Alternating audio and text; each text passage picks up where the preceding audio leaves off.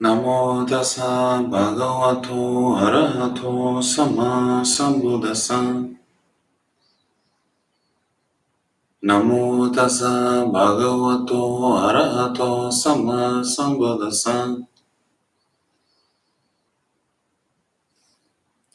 Namo tassa bhagavato arahato sama sambuddhassa.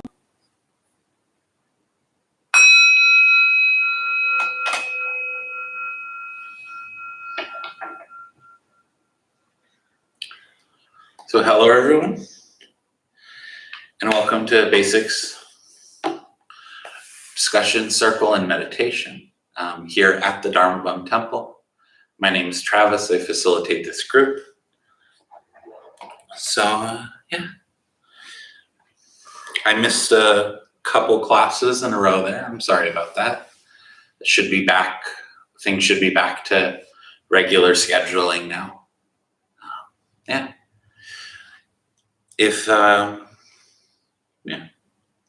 So I think for tonight, what we'll do, we'll just kick it off with a standard breath meditation, how I normally lead, and we'll go from there. So if you're new to meditation, it's helpful to have, if you're sitting in a chair, helpful to have feet flat on the ground, maybe not fully utilizing the backrest because you're less likely to fall asleep that way. And then it can be helpful to imagine a string kind of pulling the crown of the head up, straightening out the spine. I like to bring the shoulders up and back and then relax them down into a really sturdy posture. The tongue can be pressed up against the roof of the mouth and the back of the teeth. Helps prevent the buildup of saliva. That's pretty much it. Know throughout the meditation that at no point are you going to stop thinking. And the objective of the meditation isn't to stop thinking. The objective of the meditation in many senses is to change our relationship with thought. Not to cut off that relationship completely. That's not really that beneficial. So what we're working on here is, instead of cutting off thought or removing ourselves from thought, we allow the thoughts to exist. We allow them to come up, to do whatever they're going to do, and then to pass away. But we try our best not to get directly involved in them, not to get swept up in them. Because it's all fine and good if a thought comes up. The thought comes up maybe like, oh man, I can't wait till it's beach weather again. I haven't been to the beach in forever. And then we just let that thought come up, and then it drops away. But then if you have the thought come up, oh, I can't wait till it's beach weather. Oh man, last time I was at the beach, this happened. And I was with Carl. And then that one time I was with Carl, this happened. So it's more about allowing thoughts to arise and pass away, not about shutting off the thoughts completely. So it's not a defeat in meditation when we notice the presence of thoughts. The thoughts are going to be there.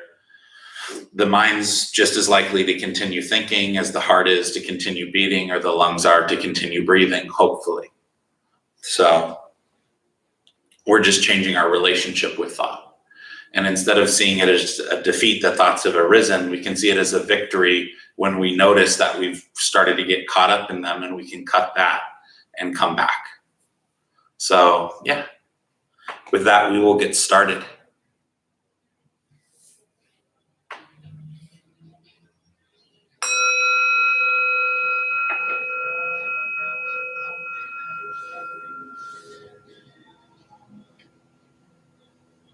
Closing your eyes and slowly taking 3 deep breaths.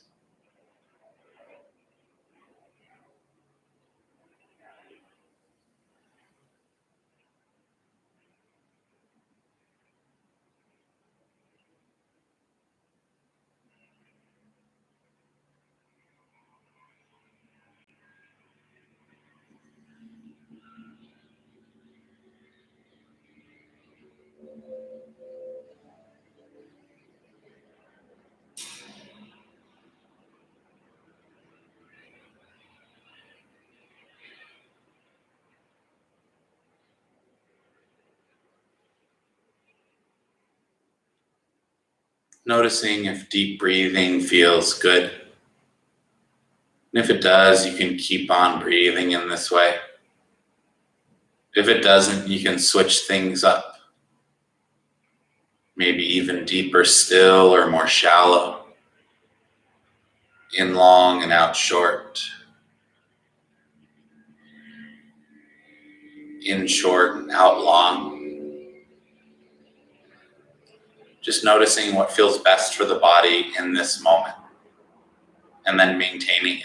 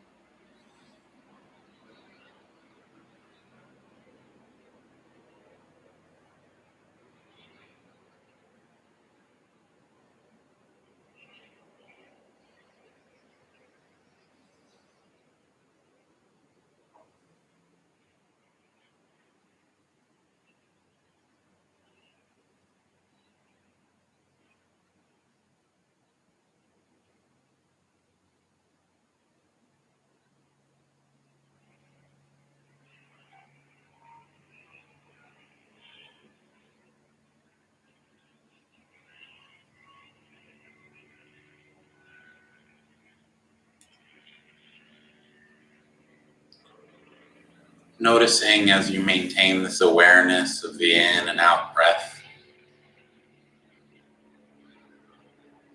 If you're holding any tension around the breathing process. If you're forcing the breath in or squeezing the breath out.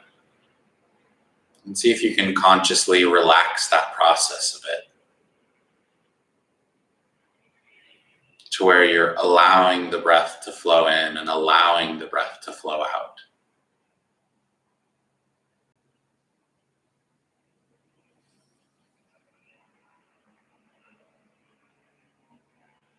When we're trying to breathe in a certain way, to experiment like this, it's important to remember that we're not strong-arming the breath or forcing the breath.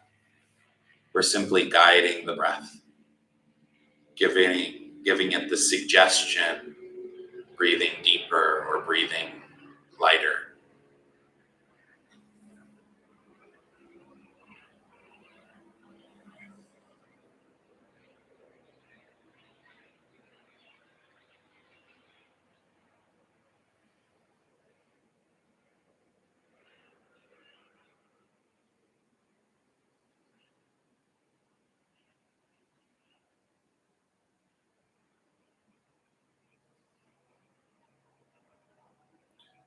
It's very rare in the meditation that any kind of forcefulness is necessary.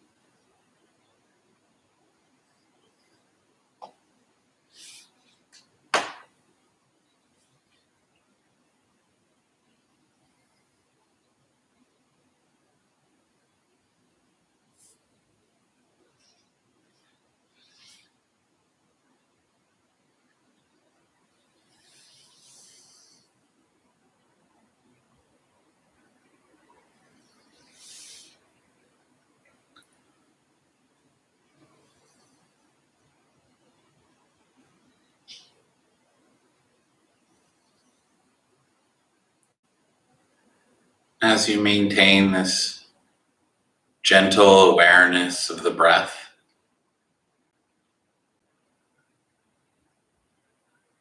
you can begin to notice how this breath awareness feels in other parts of the body.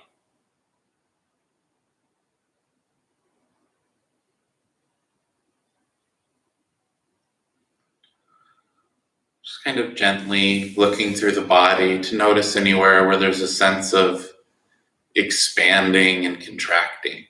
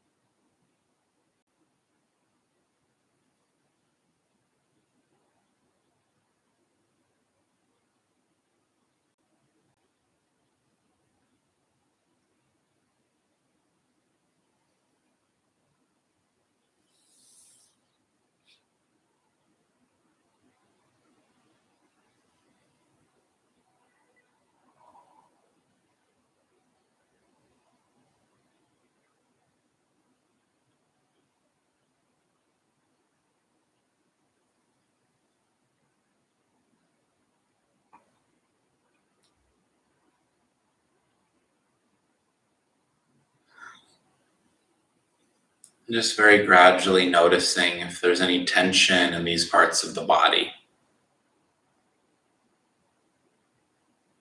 And seeing if you can soothe that tension all the way through the expansion and the contraction.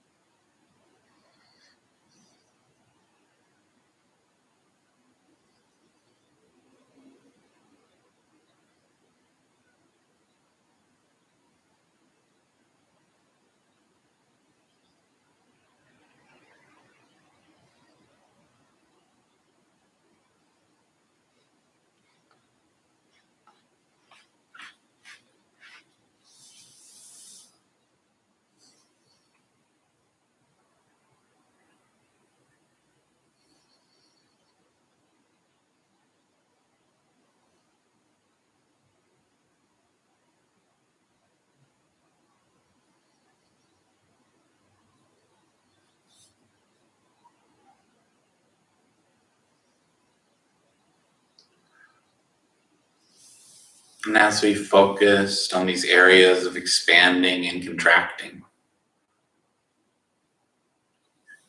maybe the stomach and the chest, or even the shoulders if you're looking closely. And we've relaxed tension in these areas. See if you can notice even subtler expanding and contracting in other parts of the body. Maybe down the arms and legs.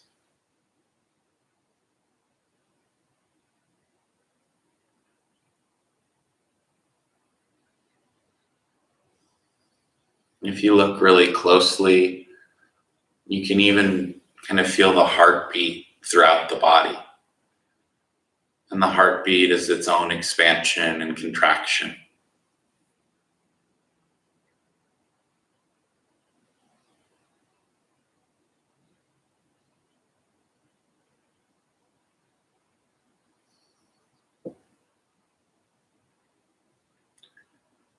And all these various sensations can be thought of as breath. The breath is involved throughout this whole process.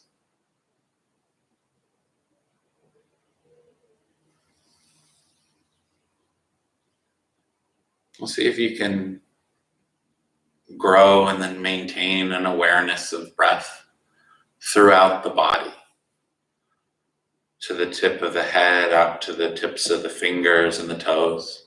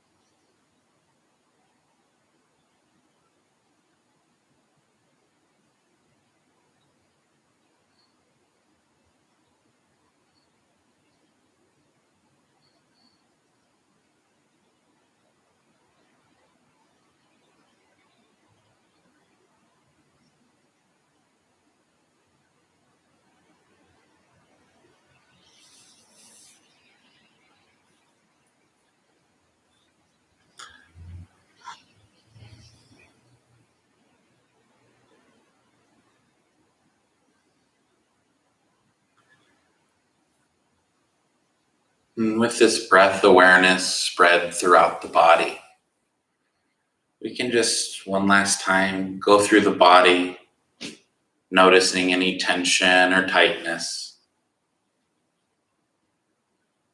and see if we can consciously relax it all the way through the breathing process.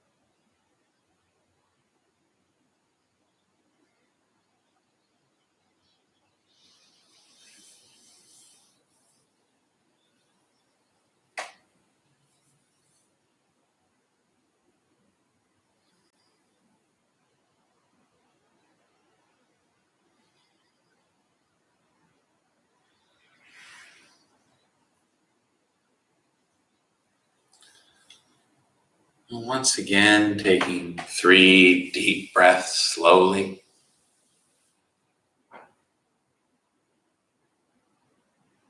Just all the way down through the body.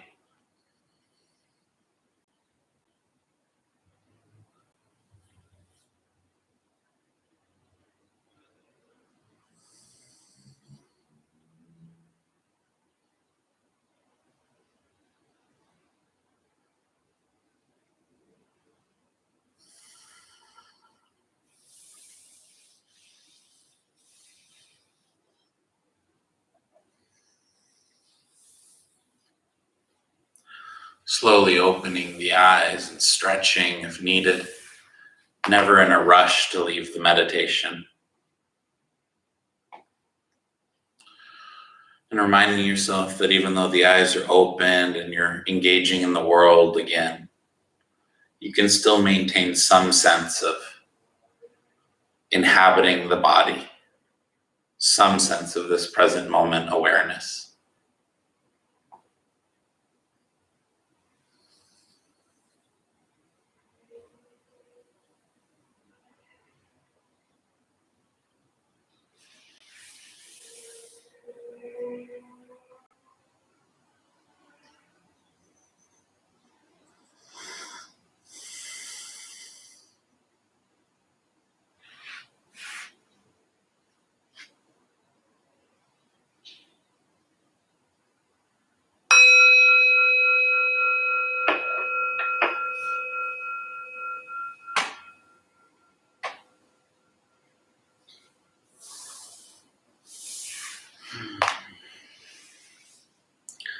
So as always, if you would like to share how that experience of meditation was for you, please do so. I'm always happy to hear whether you found it beneficial or non-beneficial, easy or difficult.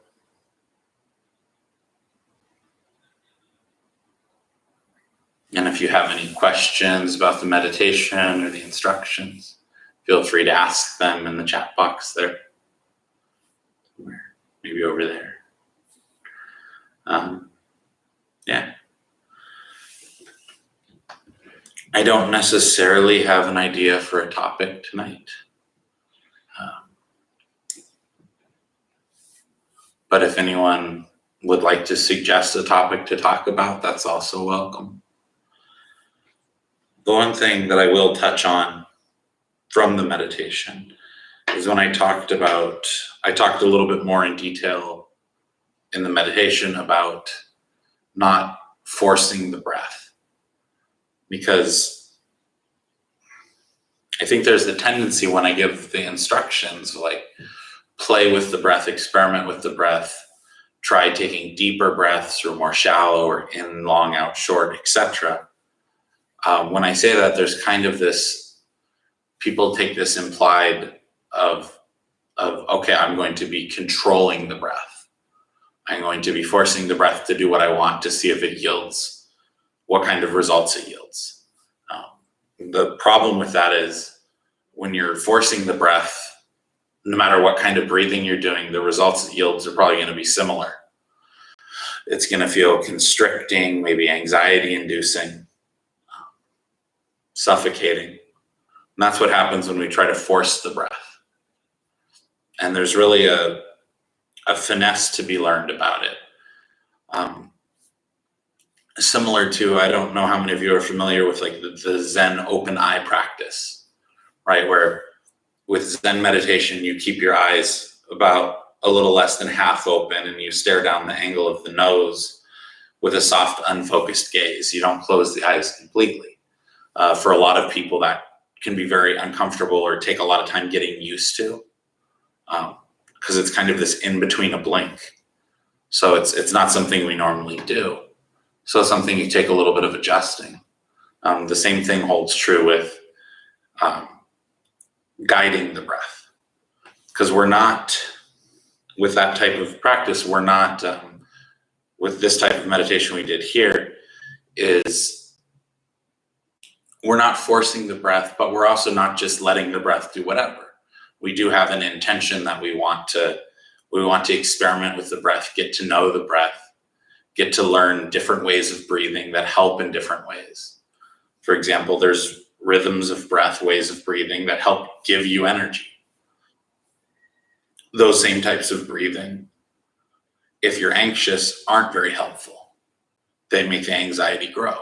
And then there's types of breathing that calm everything down, slow everything down. And if you're anxious, those are excellent. If you're drowsy, they're not a very good way of breathing. So by becoming familiar with these different rhythms and textures of breathing, we can adjust the breath.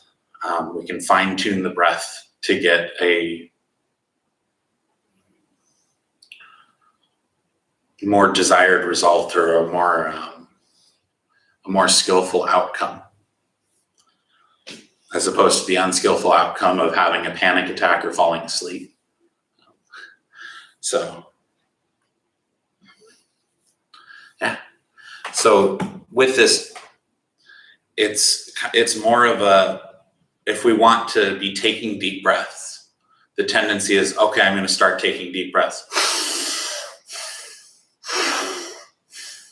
And that's not really that helpful. And if part of the objective here is to relax tension, forcing the breath does the opposite throughout the entire body.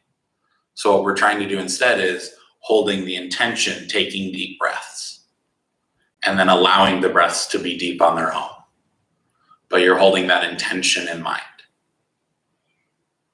And then the breath kind of responds when we allow it to, when we give it the space to explore on its own with our intentions, it reinforces them. So just a little more detail on that.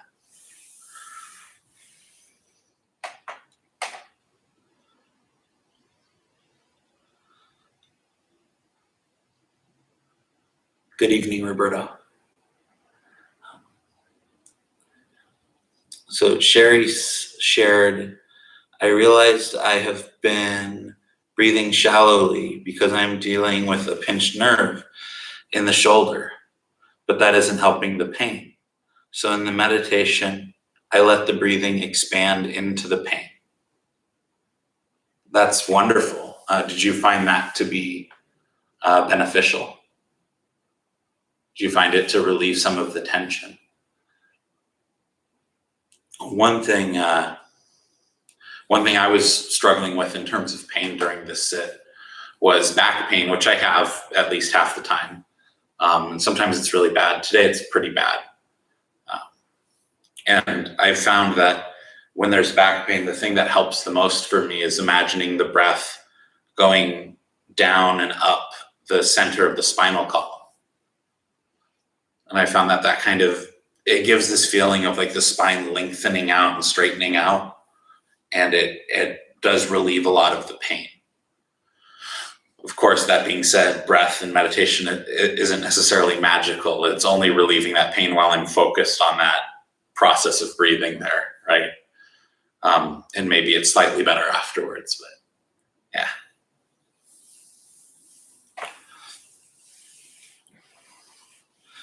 And it's an interesting thing you kind of brought up too, is that you've been breathing shallowly because you're dealing with a pinched nerve. And then this interesting cycle happens with how the body and breath is related, is you're breathing shallowly because of a pinched nerve. And then because you're breathing shallowly, the pain of the pinched nerve gets worse. Because the type of breathing that the pinched nerve gave rise to is also the type of breathing that reinforces the pinched nerve, reinforces the pain. So to be able to break that cycle and switch up breathing can be really beneficial. Roberto shared, thank you for reminding me to just breathe. I have been struggling with not engaging in argument with argumentative personalities. Can you recommend any of the Buddhist teachings that may assist?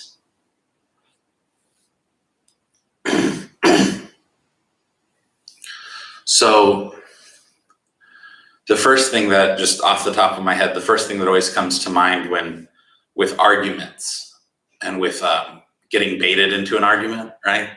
Because we're trying to be good practitioners, and we're trying not to, we're trying to maintain this ideal that we have, and we're trying not to get baited into arguments. But at the same time, we're really primed and really want to get into these arguments, right? So one thing that's really helped me is when someone's saying something to me that would start an argument or start a fight or anything like that,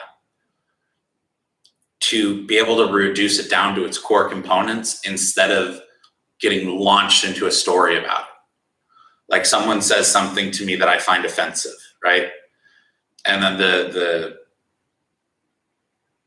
general reaction to that, the default reaction to that is, something offensive is said to me.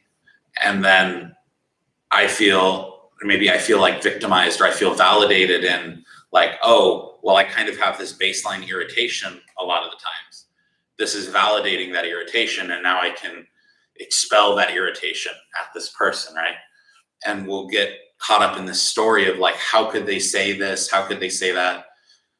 If they only knew this, this, and this, blah, blah, blah. And we get really caught up into this storyline. And the storyline's predominantly just our own mind's way of getting what it wants, right? It wants to react. It wants to act out. It wants to lash out. It's a survival mechanism. Some kind of pain is inflicted, and then we want to inflict some pain back as a self-defense. So one thing I found really helpful is when we reduce it down to its basic components. Because what just happened wasn't that this person, what we perceive is that this person attacked us and they like pierced into us and it offended us, right? But what all that's really happening is you have someone making a sound. That sound's making contact with the ear. the mind's registering that sound as being unpleasant. And that's really all that's happening. And then anything after that is something that we've made up. I mean, again, this is just something that's helped me.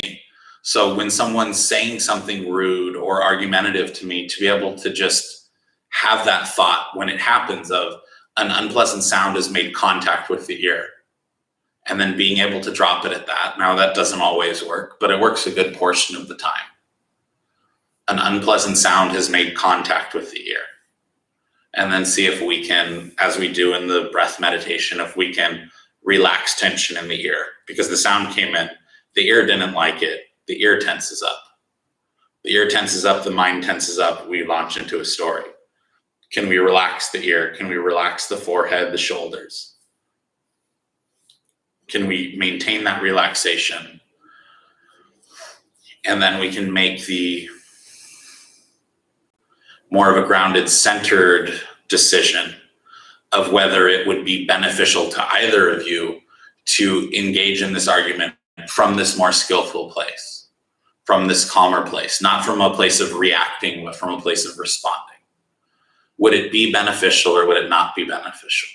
If it would be beneficial, try to engage.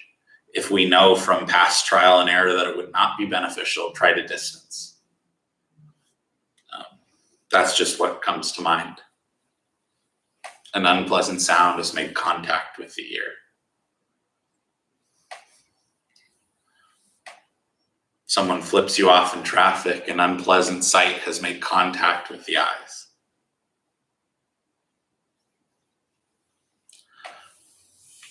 So Lisa shared, that's helpful. I actually got so relaxed that I fell partially asleep, which normally doesn't happen for me. Excellent. So it's good that you were able to tap into that relaxation.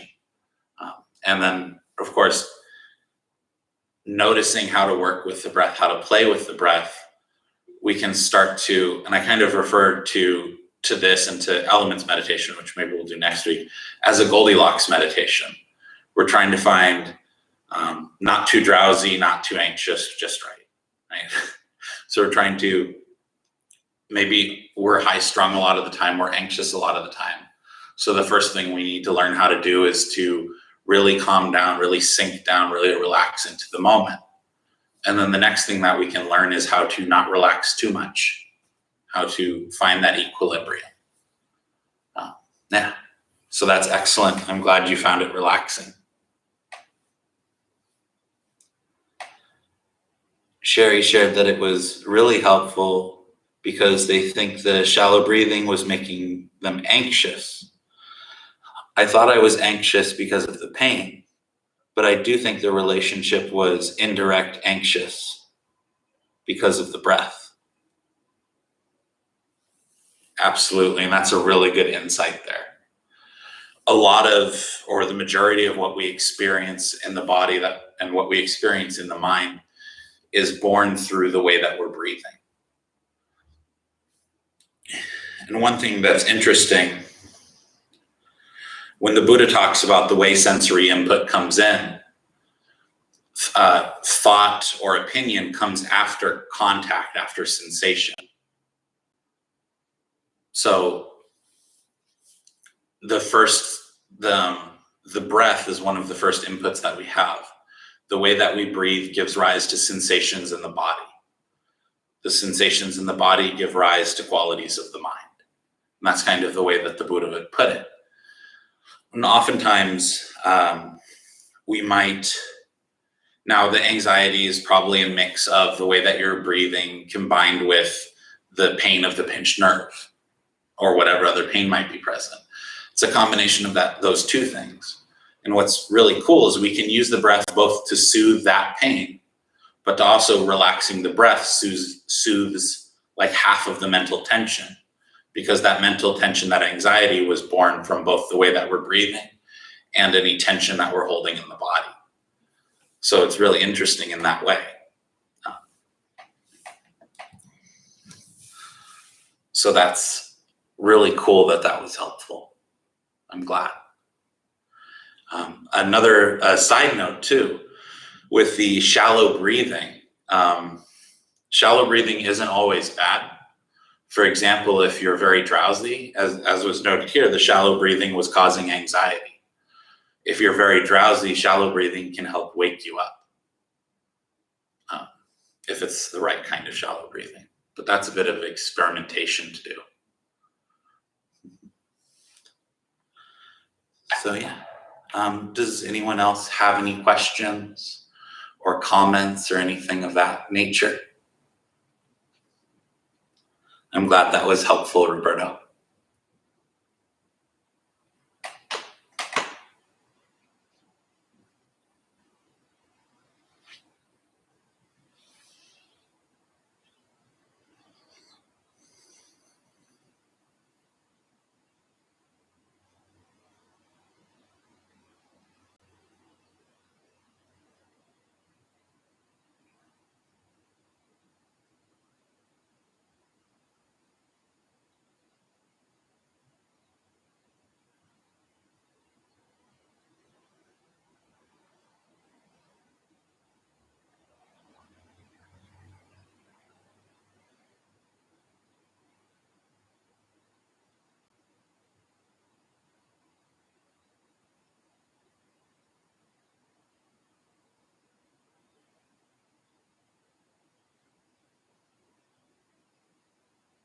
Okay, so with that, we will go ahead and close with a transfer of merit.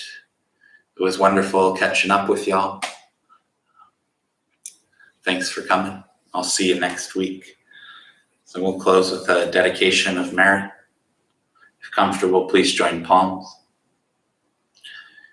May any merit gained from this meditation and discussion be dedicated to all those who suffer at this time. May all beings in all directions, without limit or exception, be healthy, safe, joyful, and at ease. May we all be healthy, safe, joyful, and at ease. Metta karuna mudita upeka sangha teya cetasa chaturisam bharatva viharati samabhudarupavena sabadammarupavena sabasangharupavena sote hantu nirantaram.